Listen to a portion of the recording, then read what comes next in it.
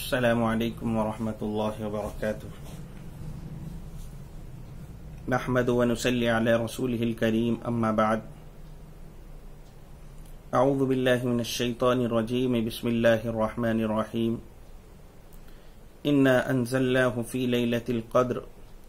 وما ادراک ما لیلۃ القدر لیلۃ القدر خیر من الف شہر الی آخر الآیہ۔ ناظرین کرام، جیسا کہ آپ کو معلوم ہے کہ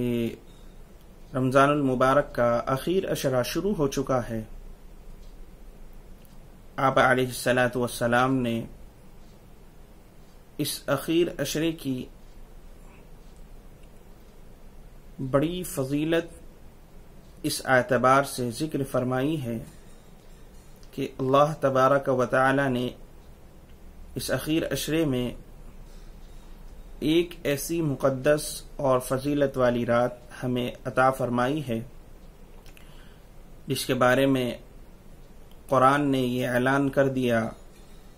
کہ لیلۃ القدر خیر من الف شہر، کہ رات ایک ایسی رات ہے، ایسی برکت والی رات ہے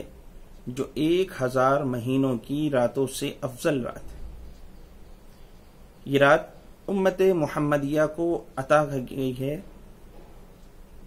اور ظاہر سی بات ہے اس رات کے عطا کرنے کا مقصد یہ ہے کہ تاکہ بندہ اس رات میں اللہ تبارک و تعالی کی عبادت کر کر، اس کی طرف متوجہ ہو کر، اس کے سامنے عاجزی انکساری کے ساتھ، خشوع خضوع کے ساتھ، تذلل کے ساتھ عبادت میں یکسوئی پیدا کر کر اس سے اپنی غفلت، اپنی گناہوں کو معاف کرائے۔ اور ظاہر سی بات ہے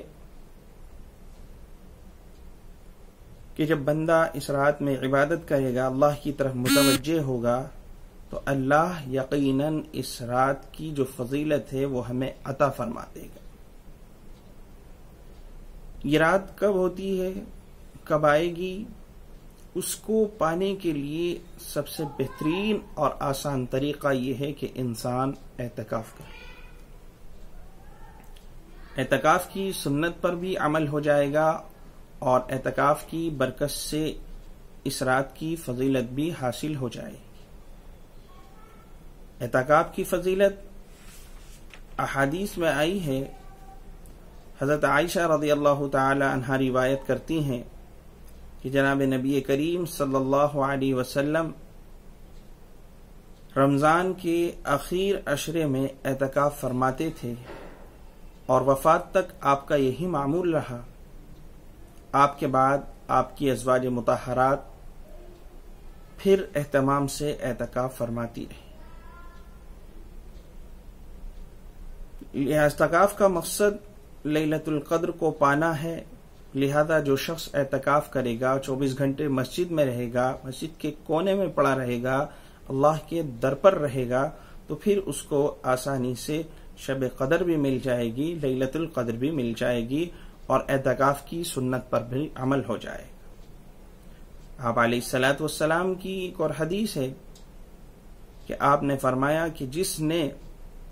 ایک دن بھی اللہ کی رضا کے لیے، اللہ کی خوشنودی کے لیے اعتکاف کیا،